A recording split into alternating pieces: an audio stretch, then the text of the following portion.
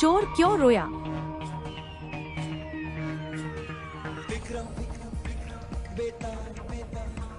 अयोध्या नगरी में वीरकेतु नाम का राजा राज करता था। उसके राज्य में रत्नदत्त नाम का एक साहूकार था, जिसके रत्नवती नाम की एक लड़की थी।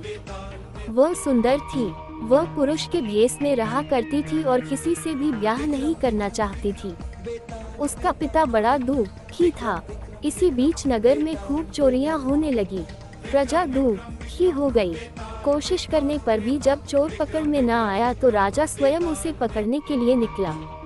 एक दिन रात को जब राजा भेष बदलकर घूम रहा था तो उसे परकोटे के पास एक आदमी दिखाई दिया। राजा चुपचाप उसके पीछे चल दिया। चोर ने कहा, तब तो तुम मेरे साथी हो, आओ मेरे घर चलो। दोनों घर पहुँचे। उसे बिठला कर चोर किसी काम के लिए चला गया। इसी बीच उसकी दासी आई और बोली, तुम यहाँ क्यों आए हो? चोर तुम्हें मार डालेगा, भाग जाओ। राजा ने ऐसा ही किया। फिर उसने फौज लेकर चोर का घर घेर लिया। जब चोर ने ये देखा तो वह लड़ने के लिए तैयार हो गया। दोनों में खूब लड़ाई हुई। अंत में चोर हार गया।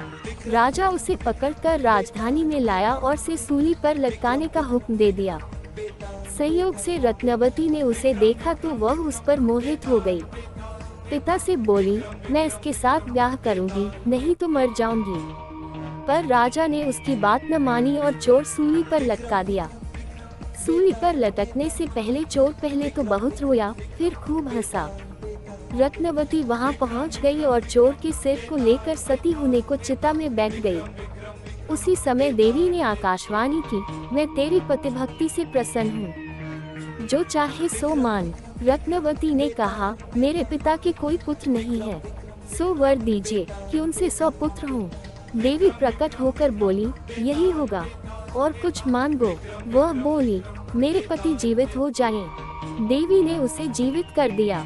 दोनों का विवाह हो गया। राजा को जब यह मालूम हुआ तो उन्होंने चोर को अपना सेनापति बना लिया। इतनी कहानी सुनाकर बेताल ने पूछा, हे राजन, ये बताओ कि सूली पर लटकने से पहले चोर क्यों तो जोर जोर से रोया और फिर क्यों हंसते हंसते मर गया? राजा ने कहा, रोया तो इसलिए कि वह राजा रत्नदत्त का कुछ भी भला न कर सकेगा। हंसा इसलिए कि रत्नवती बड़े बड़े राजाओं और धनिकों को छोड़कर उस पर मुग्ध होकर मरने को तैयार हो गई। स्त्री के मन की गति को कोई नहीं समझ सकता। इतना सुनकर बेताल गायब हो गया और पेड़ पर जा लटका। राजा फिर वहां गया और उसे लेकर था तो उसने एक और कहानी सुनाई।